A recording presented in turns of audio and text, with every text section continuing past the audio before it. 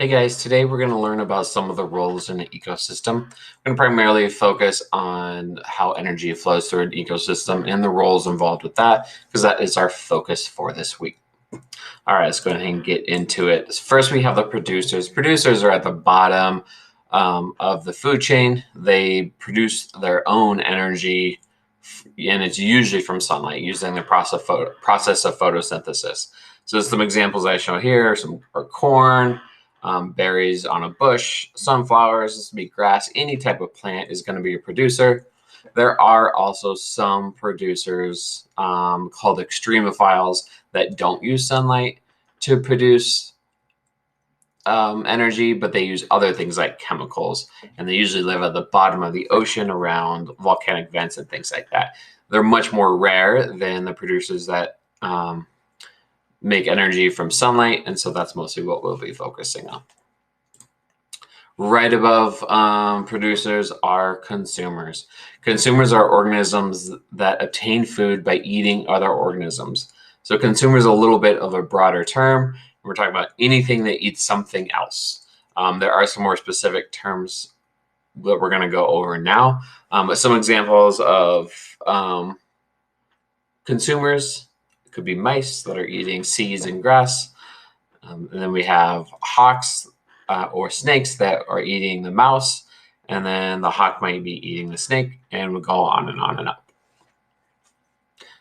All right, so the first type of consumer is a primary consumer. Primary means first. And so what that does is it's organisms that eat producers. So it's going to be things that eat those plants or eat those bacteria in the bottom of the ocean that create energy from chemicals. So these are the first set of organisms that eat other things. If you go up from there, then you have secondary consumers. So secondary means second. Secondary consumers are organisms that eat primary consumers. So if the mouse is our primary consumer, a snake might be our secondary consumer. So these are going to be carnivores, right? Things that eat other animals. They're not going to have any herbivores in this category, and gone up you won't. And then the next one is called tertiary. Tertiary means three or third. And just similar to before, tertiary consumers are organisms that eat secondary consumers. Okay, so in our example, we're going to be the hawk. The hawk could eat the snake. That would make it a tertiary consumer. As we go up the food chain, it doesn't end with tertiary consumers. There are also ones that go on up. The next level will be quaternary consumers, and we can keep going on and on and on from there. Typically, we don't talk too much about those.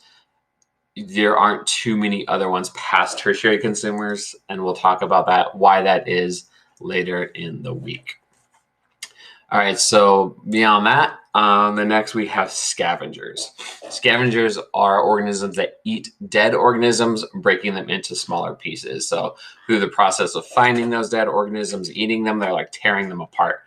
They're not like breaking them down into their chemical components. We'll talk about that next. But they are just making them into smaller pieces. So the example a lot of people usually think of is a vulture or a buzzard. Those are really good scavengers, really important to the ecosystem. Hyenas can also be scavengers, even though they are predators. In fact, most organisms can be scavengers. Even if you would think it wouldn't be something that would normally eat another organism, they still might scavenge things that they find dead. And finally, the last part of the ecosystem is a decomposer. Decomposers are organisms that eat decaying organisms and break them into their chemical parts. So usually these come in after the scavengers have found the organisms, or while the scavengers are consuming them. But they come in and they break them down, and they break them down in a way that it leaves them in their chemical components for other organisms to use. So examples of this are earthworms. Earthworms come through and they eat dead things in the ground, and what they leave behind is really good soil. Fungi are another example of decomposers. They eat You find them on dead things almost exclusively. And again, they break them in their chemical components. And then one thing that sometimes people forget about is bacteria. So bacteria also do this. This is the reason that food in your refrigerator goes bad after a while. One of the reasons is because bacteria is in there causing it to decompose, and it's no longer the same as it was before. All right, that is it for today. Make sure you get all of this information written down in your notes if you have not already, and move on to your next assignment.